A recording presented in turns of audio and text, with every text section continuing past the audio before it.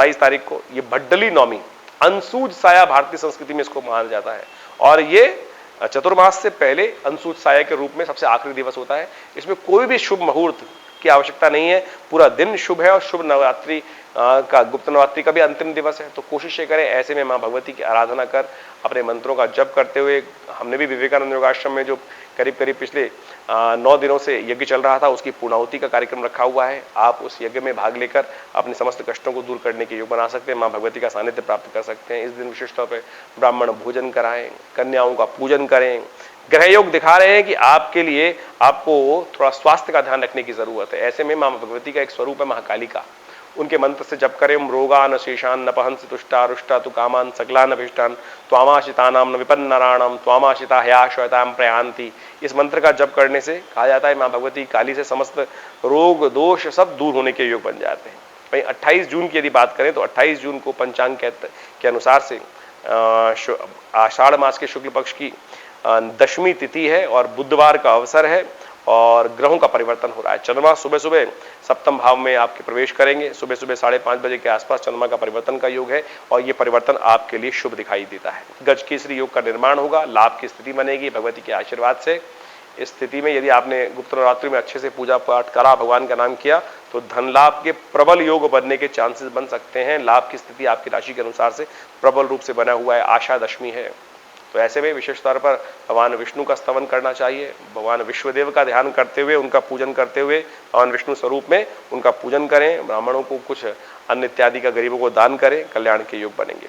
29 जून की यदि बात करें तो उस दिन बृहस्पतिवार का अवसर है, एकादशी तिथि है और आषाढ़ मास की एकादशी बड़ी महत्वपूर्ण होती है। आषाढ़ मास की एकादशी को देवशयनी एकादशी कहा जाता है।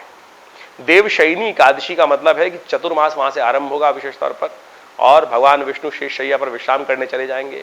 इस संसार की समस्त सत्ता जो है वो भगवान शिव के हाथ में आ जाती है। तो इस दिन विशेष तौर पर समस्त लोगों को भगवान विष्णु का पूजन करना चाहिए और शिव भोलेनाथ हैं उनको प्रसन्न करने के दिन आरंभ हो जाते हैं। कहा जाता है कि इसके बाद सावन आरंभ होता है। इस बार सावन भी बड़ा श्रेष्ठ है। आमतौर पर सावन तो 30 दिन का होता है, इस बार योग बन रहा है 60 दिन के सावन का। तो भोलेनाथ समस्त प्रकार से समस्त कष्टों का निवारण करने वाले हैं।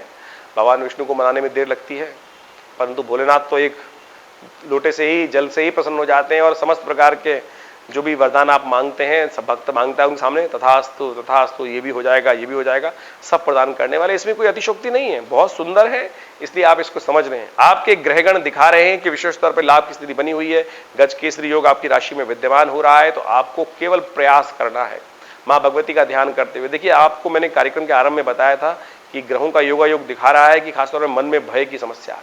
तो ऐसे में गुप्त नवरात्रों के अवसर पर एक प्रयोग नोट कर लीजिए। आप यदि करेंगे दुर्गा जी के विशेष मंत्रों का पाठ, दुर्गा दुर्गातिशमनी 32 नामावली है, जो इसका पाठ करेगा उसके समस्त प्रकार के भयों से दूर करने का अवसर उसको मिल जाएगा। दुर्गा सप्तशती की पुस्तक में, गोरखपुर गीता प्रेस की जो पुस्तक छपती है उसमें पीछे से तीसरा जो अध्याय है वो विशेष तौर पर उसी का दिया गया है दुर्गा नामावली की। दुर्गा दुर्गातिशमनी, दुर्गा पद निवारणी, दुर्गमच्छेदनी, दुर्ग साधनी, दुर्गनाशिनी, दुर्गतोद्धारणी, दुर्ग निहंत्री। अंत में लिखा है नामावली माम यस्तु दुर्गाया मम मानवा पठेत सर्वभयान मुक्तो भविष्यति न संशया। कि जो इसका पाठ कर लेते हैं उनके समस्त प्रकार के भय जीवन से दूर हो जाते हैं। तो इस बात का ध्यान रखते हुए आप करें। देखिए, इस दिन भद्रा भी रहेगी शाम को 5 बजे, शाम को 3 बजे के बाद। तो नए कार्यों को आरंभ करने के लिए तिथि शुभ नहीं मानी जाती है। 30 जून की यदि हम बात करें तो बड़ी इंपॉर्टेंट तिथि है। इस दिन मंगल का ग्रह परिवर्तन हो रहा है। मंगल महाराज बहुत दिन से कर्क राशि में चल रहे थे, शीर्ण अवस्था में थे, हिम्मत को तोड़ रखा था, सेनापति हैं समस्त ग्रहों के अंदर। और विशेष तौर पर जब वही निस्तेज हो जाते हैं तो कई प्रकार के योग उत्पन्न हो जाते हैं। लेकिन अब वो शक्ति संपन्न होने जा रहे हैं, लेकिन एक समस्या उत्पन्न कर रहे हैं कि वो विशेष तौर पर बृहस्पति के सामने, शनि के सामने आ जाएंगे। तो शनि का समसप्तक योग बन जाएगा मंगल के साथ। ये द्वंद्वात्मक स्थिति उत्पन्न हो सकती है। ये ऐसी भयावह स्थिति उत्पन्न कर सकती है कि जो विशेष तौर पर उपद्रव के योग बना सकती हैं, मन अशांत कर सकती हैं, उठापटक के योग बन सकते हैं, प्राकृतिक आपदाओं के योग बन सकते हैं, अग्नि संबंधी समस्याओं के संसार में आग इत्यादि की, विस्फोट इत्यादि की समस्या, आतंकवादी घटनाएं ज्यादा घट सकती हैं। ये सारे योग बनते दिखाई दे रहे हैं। ऐसे में आपकी राशि के अनुसार से यदि हम बात करें तो 30 जून को जो चंद्रमा का परिवर्तन होगा वो आपके लिए थोड़ा सा हानिकारक है। तो ऐसे में विशेष तौर पर अपने खर्चों को कंट्रोल करने का प्रयास कीजिएगा। खर्चे बेनता आपको परेशान कर सकते हैं, नुकसान होने के योग दिखाई देते हैं। तो जो भी काम करें विशेष तौर पे खर्चों का ध्यान रखते हुए करें, अपनी सीमा को पहचानते हुए, बहुत जरूरी हो तभी खर्चा करें, नहीं तो जेब में जितने पैसे हैं वो खाली होने के योग दिखाई देते हैं, जेब पर भारी पड़ सकता है आज का दिन। तो सावधान होते हुए कार्य करने की जरूरत है, अन्यथा कहीं ना कहीं उसका उपाय करेंगे तो सब कल्याण होने के योग बनेंगे। शुक्रवार का अवसर है, महालक्ष्मी का अवसर है, खट्टे फलों का दान करें। जो जो खट्टे फल होते हैं ना, मौसमी हो गया, संतरा हो गया, और तो और जूस वाले जो खट्टे फल है उनका दान करने का प्रयास कीजिए। और एक काम और कर सकते हैं, जैसे कच्चे आम हैं उनका दान कर दीजिए, और गौ सेवा करें। गौ के निमित्त विशेष तौर पर ज्वार चारा मिल जाए, हरा चारा मिल जाए, उसके लिए किसी गौशाला में दान दे दीजिए। ये सारे उपाय करके आप अपने कष्टों को दूर कर पाएंगे, आपके कल्याण के योग बनेंगे। धन्यवाद, नमस्कार।